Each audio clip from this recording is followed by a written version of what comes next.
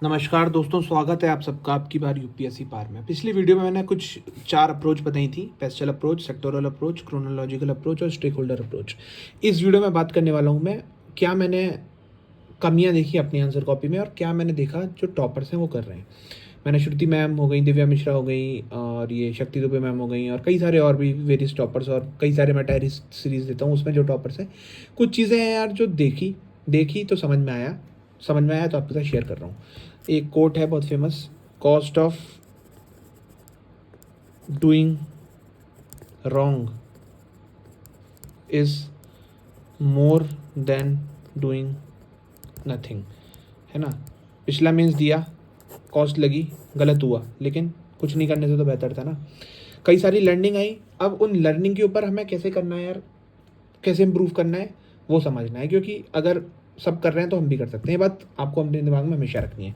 आगे बढ़ते हैं। देखो, एक चीज़ मैंने जो नोटिस की है स्पेशली शक्ति दुबे मैम की कॉपी में, जैसे हमारी आंसर कॉपी है ना, तो वो जो आंसर लिख रहे हैं ना, अभी क्या हो रहा था, मैं क्या कर रहा था, पहले मैं गलत और सही अप्रोच, दो चीज़ें आपको समझनी पड़ेंगी, कंपेयर करनी पड़ेंगी। मैं क्या है, जैसे मेरे को आंसर लिखना है, ठीक है, जैसे सब कोई भी क्वेश्चन है, सपोज करो क्वेश्चन है आपका ऑन डिमोनेटाइजेशन,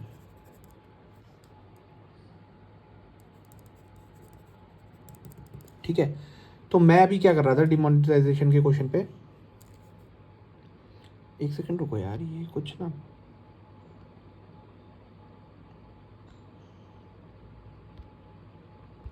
ठीक है, हाँ। जैसे डिमोनेटाइजेशन का आपका क्वेश्चन है, तो अभी क्या है, आपने यहाँ से पॉइंट लिखने शुरू कर दिए, it is this this this this this this this, ये लिख दिया, फिर ये लिख दिया, फिर इस तरीके से नहीं। ये लोग क्या कर रहे हैं, टॉपर्स लोग, ये जैसे डिमोनेटाइजेशन क्वेश्चन है, इन्होंने यहाँ पे अपना इंट्रो लिखा, यहाँ पे इन्होंने इंट्रो लिख दिया 4-5 लाइन में, ये आपका क्वेश्चन था। उसके बाद ये ना, जैसे आपका पेज है पूरा इतना बड़ा पेज है, ठीक है, तो पेज में यहाँ से आंसर नहीं शुरू कर रहे, ये पहला ऐसा बनाएंगे, ये पॉइंट नंबर 1 बनाया ये, फिर यहाँ से लिखा और आंसर को ऐसे फैला के लिखा, जैसे my name is Amar Akbar Anthony, ठीक है, आपने इस तरह लिखा, हैंस आई एम सेक्युलर। अब आपने इसे फैला के लिखा। एक इसको लिखने का तरीका था, मैं यहाँ ऐसे लिखता, my name is Amar Akbar Anthony, so I am secular. देखो, एक तो क्या है, इनके राइटिंग तो खैर मैं ऐसी बहुत गंदी लिख रहा हूँ, मुझे भी पता है, लेकिन आप एक बात समझो, इस पैटर्न में आपकी एक तो क्लैरिटी ज़्यादा है आंसर की, आपने एक ही पॉइंट से जगह ज़्यादा घेर ली इंस्टेड ऑफ डूइंग दिस, है ना। तो पहली तो ये मैंने लर्निंग देखी कि आंसर को ना हमेशा पेज के थोड़े बीच से शुरू करो, उसमें क्या है, आप पेज ज़्यादा घेर लोगे और आराम से आपके 2 पेज भर जाएंगे आंसर में, ठीक है। आपको ये पैनिक नहीं होगा कि यार मेरे पेज लेफ्ट आउट हो रहे हैं। सबसे पहली लर्निंग तो एक ही मैंने ये देखी, टॉपर कॉपी में थी, ठीक है। दूसरी चीज़ मैं आपको बताता हूँ, दूसरी चीज़ है, आंसर को ना ऐसे लिखने के बजाय, जैसे किसी क्वेश्चन के 2 पार्ट हैं कि tell me pros and cons of nuclear technology, ठीक है, तो इस आंसर के 2 पॉइंट है। अब मैं क्या करूँगा, जो रॉन्ग अप्रोच है वो मैं प्रो लिखा 1 2, ये लोग क्या करेंगे टॉपर्स, ये लिखेंगे ऐसे प्रोज,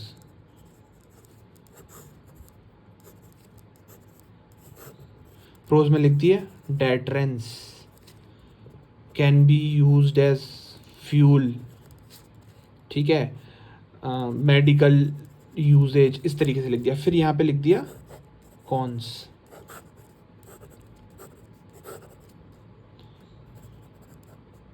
इस threat to global peace, harmful radiation, इस तरीके से पॉइंट लिखे, ठीक यार। ये देखो, इसमें ये कितना एक अलग तरीके की कॉपी लग रही है, और इस तरीके से ऐसे प्रोज रोज जैसे मैं पहले लिख रहा था वो सभी लोग लिख रहे हैं, तो वो बहुत ही ना कॉमन हो जाता है, तो मज़ा नहीं आता।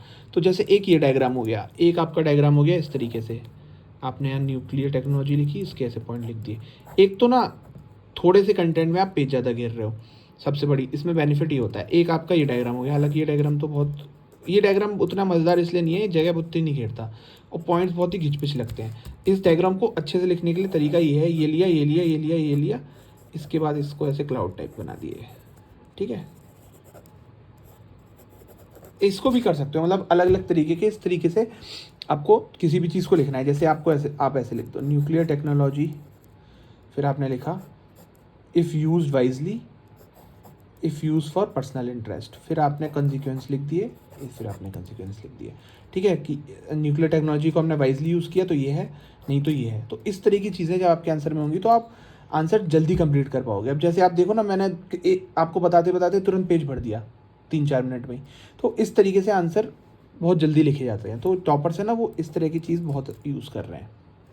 दूसरी लर्निंग ये हो गई प्रेजेंटेशन की। पहली लर्निंग है कॉपी को किस तरीके से स्मार्टली वो भरने के तरीका, बीच में से आंसर शुरू करना। तीसरी चीज़ पे आते हैं। देखो तीसरी सबसे इंपॉर्टेंट चीज़ जो मेरे को लगा, मैंने ना पिछले पेपर में ऐसे बिल्कुल जैसे डॉक्टर लिख देते हैं ना कि ये ऐसे आंसर लिखे थे, ऐसे आंसर नहीं लिखने, आंसर को क्लियरिटी लिखनी है। मतलब गुड विजिबल हैंड राइटिंग, ठीक है। और थोड़ा फैला फैला के आंसर्स को लिखना है इंस्टेड ऑफ बिल्कुल चिपका के लिखने के, ठीक है। हाँ, एक तो ये तो खैर बेसिक, ये तो आपका हो गया नॉर्मल वाली चीज़ें कि आपको जो ध्यान देना ही देना है, ठीक है। अब जब मेहनत करनी है वो उस पार्ट पे आ जाओ। देखो मैंने जितने भी आंसर्स देखे ये टॉपर्स के, एक तो क्या है, जैसे ना कुछ भी क्वेश्चन मिल रहा है, कुछ भी क्वेश्चन है सपोज करो, अब चाहे कोई पॉइंट थोड़ा बहुत भी लिंक हो रहा हो, जैसे कोई भी पॉइंट थोड़ा बहुत भी क्वेश्चन से रिलेटेड लिंक हो रहा हो, चाहे वो न्यूक्लियर, जैसे सपोज करो न्यूक्लियर एनर्जी पे थे, अब कुछ भी चाहे थोड़ा, देखो इसमें एक चीज़ मैं आपको पहले चलो बता ही देता हूँ। जैसे न्यूक्लियर एनर्जी है, ठीक है, अब आपने लिख दिया कि 70% of world nuclear energy is use for renewable energy, और सोर्स लिख दिया IAEA। अब इस तरह का डाटा कौन पढ़ता है आप बताओ, कोई भी एग्जामिनर ये पैट, अगर मैं ये लिखता हूँ कि हमारे देश का जो एम्प्लॉयमेंट है वो 15% है अनएम्प्लॉयमेंट, तो ये डाटा ज़्यादातर एग्जामिनर पढ़ के बैठा होगा कि भाई 15 नहीं है, ये 3.6 है, 5.6 है, जो भी करंट है।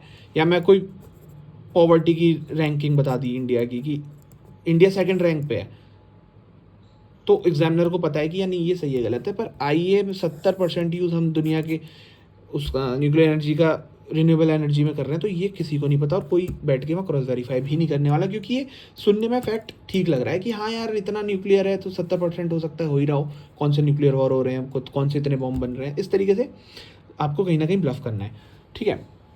पर ये अपना रिस्क